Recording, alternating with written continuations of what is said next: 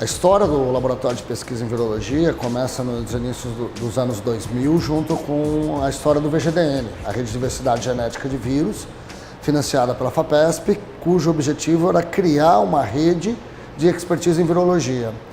Em 2004, eu saí dos Estados Unidos e vim para São José do Rio Preto exatamente com o objetivo de montar esse laboratório e participar da rede VGDN.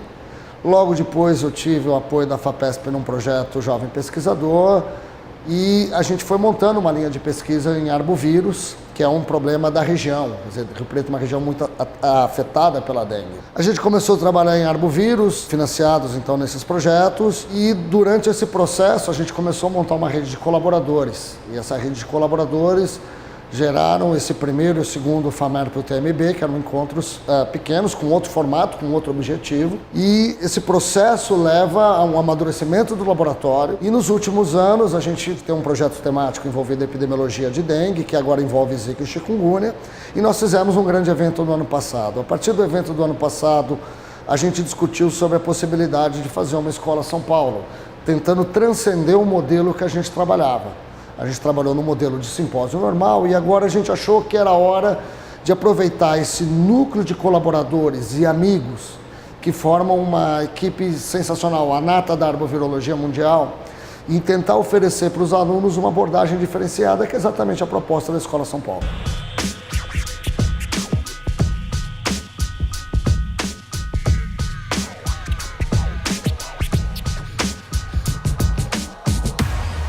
O uso de anticorpos contra o vírus Zika poderia ter grande valia no tratamento e na prevenção da infecção. Um anticorpo que seja capaz de completamente neutralizar em baixas concentrações o vírus poderia ser usado para tratamento.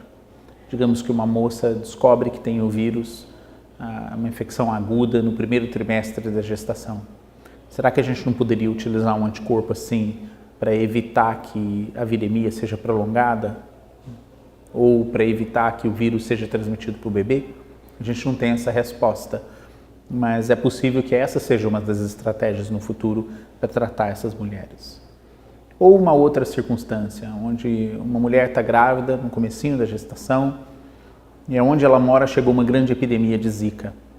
Há vários estudos mostrando que quando essa epidemia chega num local, se a população não teve Zika antes, até 70% das pessoas podem se infectar num período muito curto, tão curto quanto 4 meses.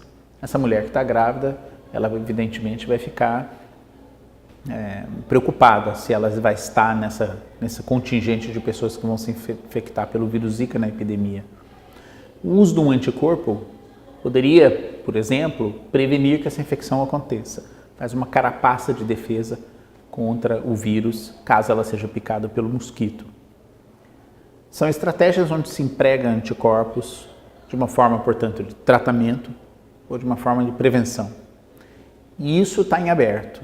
Os grupos que conseguirem desenvolver anticorpos eficientes contra o vírus Zika têm esse lado para explorar.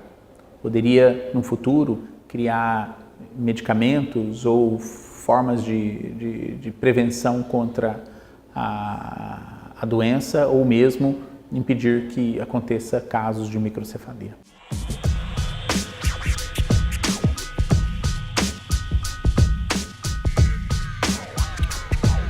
O principal desafio para a Zika é a gente entender o que aconteceu, levantar a história, saber quantas pessoas, qual é a quantidade de pessoas que já foram infectadas, quantos susceptíveis a gente tem.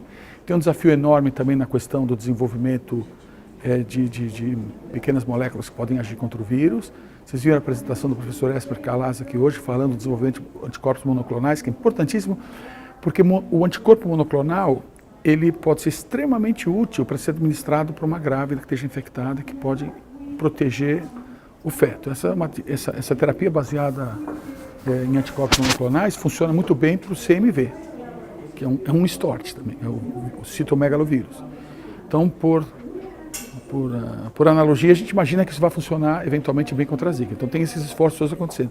Vocês devem ter percebido que existe uma quantidade grande de esforço em várias áreas de pesquisa. Tem muito trabalho sendo feito na coisa dos vetores, na parte toda de controle de vetores ou clássico, seja diminuição da população ou alteração do microbioma desses vetores e também Pondobacter, ou você coloca mosquitos que são geneticamente alterados e que reduzem a população por causar esterilidade, né? Porque são estéreis que vão lá e acasalam essas fêmeas. Então, são histórias, todas essas, que mostram que existe um empenho muito grande em abordar esse problema de maneira multifatorial.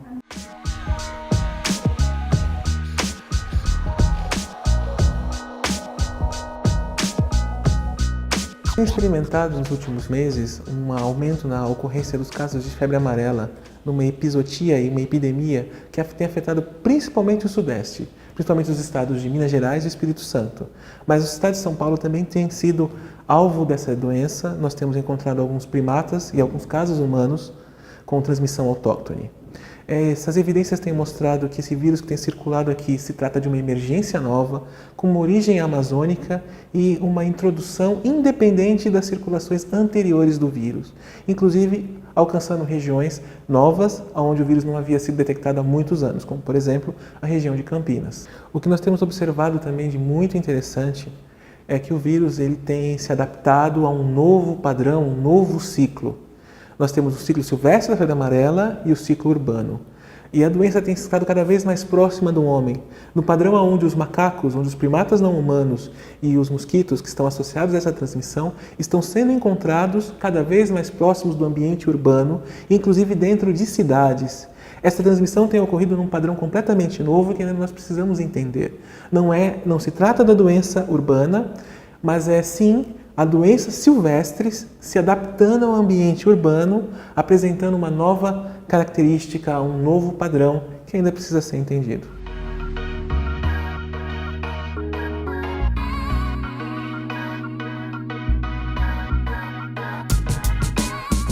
O curso foi anunciado na internet e, obviamente, por várias sociedades científicas, a divulgação toda virtual.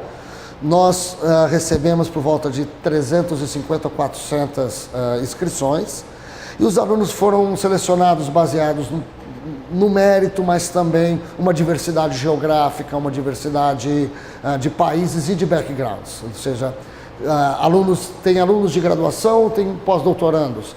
Nós temos alunos de grandes universidades americanas de primeira linha e temos também alunos de pequenas universidades da América Latina. A ideia é gerar um pool diverso que represente melhor essa diversidade que nós temos.